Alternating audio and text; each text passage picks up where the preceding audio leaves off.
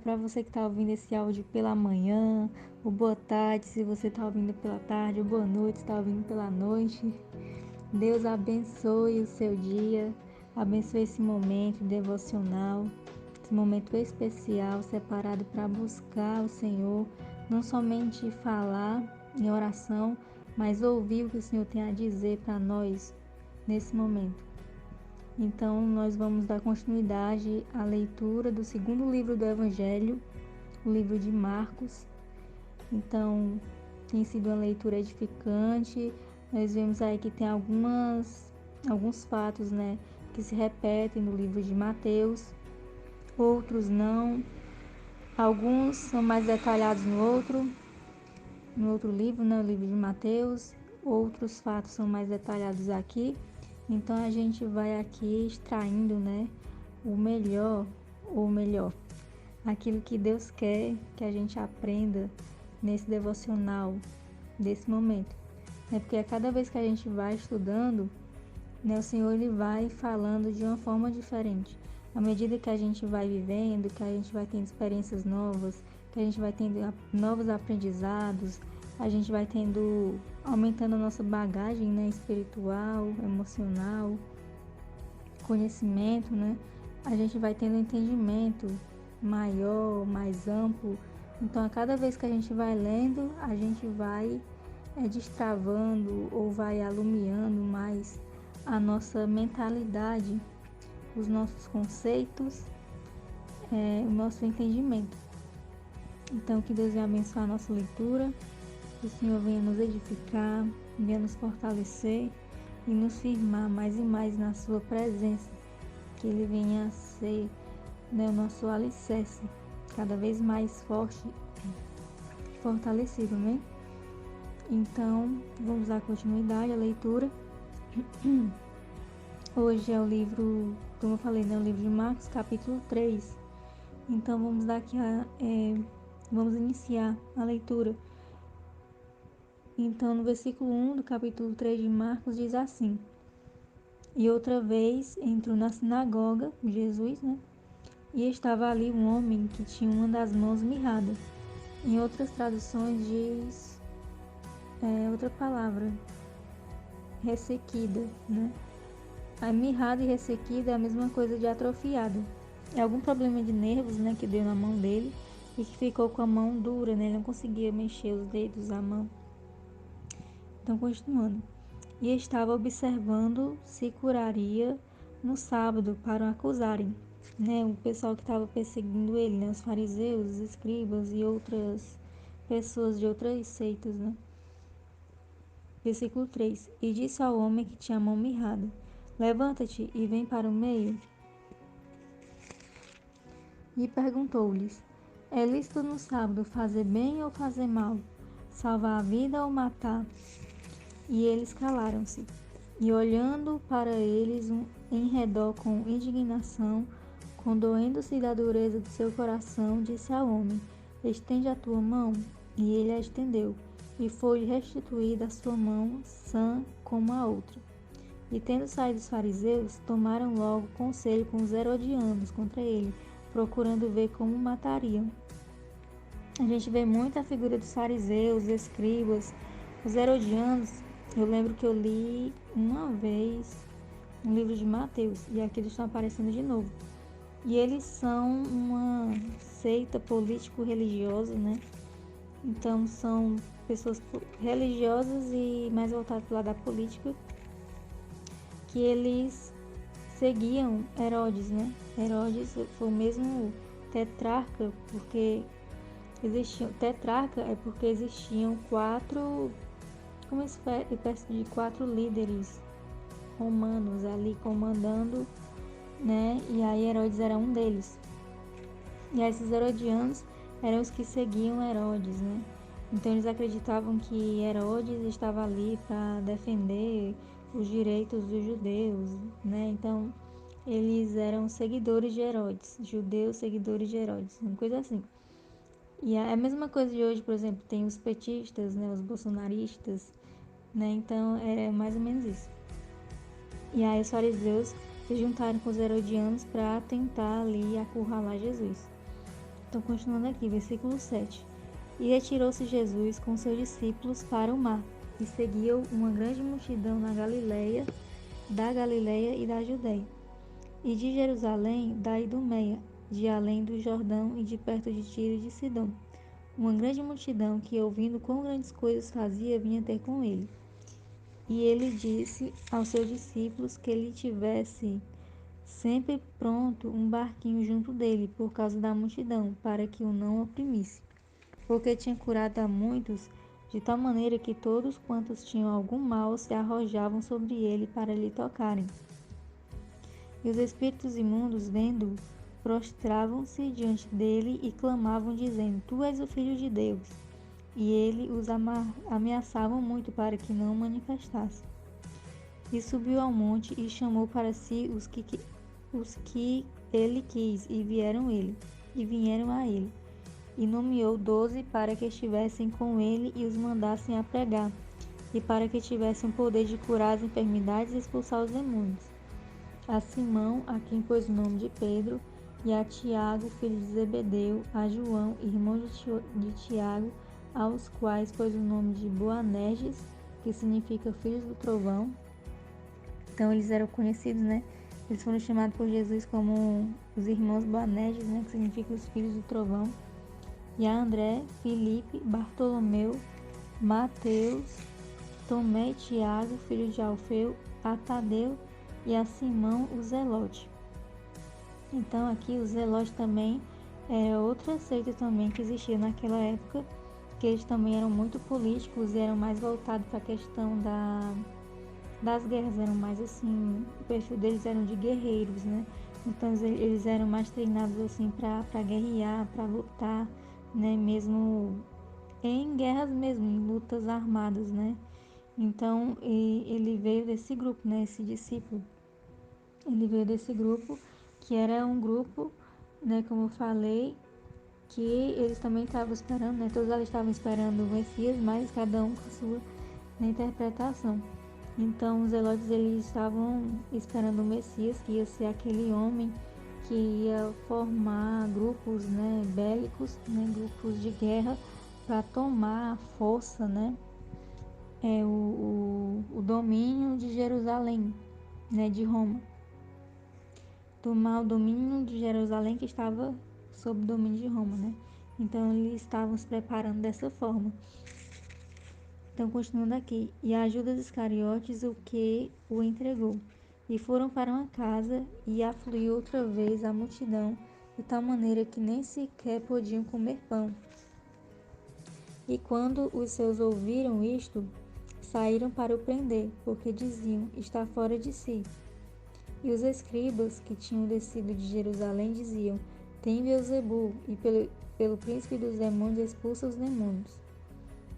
E chamando-os a si, disse-lhes por parábolas: como pode Satanás expulsar Satanás? Se um reino se dividir contra si mesmo, tal reino não pode subsistir. Se uma casa se dividir contra si mesma, tal casa não pode subsistir. E se Satanás se levantar contra si mesmo e for dividido, não pode subsistir, antes tem fim. Ninguém pode roubar os bens do valente, entrando-lhe em sua casa, se primeiro não amarrar o valente, então roubará a sua casa. Na verdade vos digo que todos os pecados serão perdoados aos filhos dos homens, e toda a sorte de blasfêmias com que blasfemarem. Qualquer, porém, que blasfemar contra o Espírito Santo, nunca obterá perdão, mas será réu do eterno juízo, porque diziam: tem espírito imundo. Então Jesus, ele fazia os milagres, as maravilhas, né? E os fariseus, os escribas, eles começaram a dizer que não era do Espírito de Deus, né? Mas era pelo Espírito do inimigo. Então aquilo ali é porque eles queriam passar a perna em Jesus, eles queriam colocar as pessoas contra Jesus. Então isso demonstrava insegurança deles, eles se sentiam ameaçados com Jesus, eles se sentiam inseguros, eles tinham inveja, eram pessoas arrogantes porque eles sabiam da palavra de Deus e eles não queriam aceitar, né? Jesus, ele estava ali cumprindo toda a lei, cumprindo as profecias, mas só pelo fato de ele não estar de acordo não está dentro da caixinha, né, que eles criaram para esperar o Messias. Então eles não estavam aceitando e eles estavam querendo derrubar de alguma forma, né? A gente vê várias vezes eles tentando se reunir para tentar destruir, né, Jesus. E aí Jesus ele foi sacrificado, mas não foi para a vitória deles, né? A gente sabe que depois do terceiro dia, Jesus ressuscitou para a honra e glória do Senhor Jesus, né? Então não foi uma derrota, né? Na verdade foi uma vitória. Então eles ficavam ali todo o tempo questionando, tentando colocar as pessoas contra Jesus, levantando falso testemunho, né? Como a gente viu aqui, né? Mentindo, dizendo que Jesus estava fazendo milagres não pelo Espírito de Deus, mas pelo espírito do inimigo. Então isso acontece também hoje em dia nas igrejas, né? Pessoas que estão ali na igreja, estão buscando servir ao Senhor, estão falando da palavra de Deus de uma forma simplificada, de uma forma mais crua, né? Digamos assim, não com todas aquelas coisas, né? De dogmas e doutrinas criadas por homens, né? Os usos e costumes, né, que muitas vezes são tratadas como algo que se você não cumprir, você não vai ser salvo. Não foi Deus que criou aquilo, essas coisas, né? E aí quando a pessoa vem trazendo a palavra de Deus, mostrando como que é simples a palavra do Senhor, né, como que o evangelho é simples, né, como seguir ao Senhor, né, aceitar Jesus, não requer tanta coisa assim, né? Que na verdade essas coisas são acessórias, né? Para que a pessoa tenha zelo, mas quando passa disso acaba se tornando uma certa idolatria, certo? Entre aspas, né? Então quando alguém vem trazer isso, né, desvendar isso, desmistificar isso, tudo isso, muitas das vezes a pessoa ela é tratada como alguém que está sendo enviada pelo inimigo para trazer contenda, né, para afrontar a liderança, né, e não é.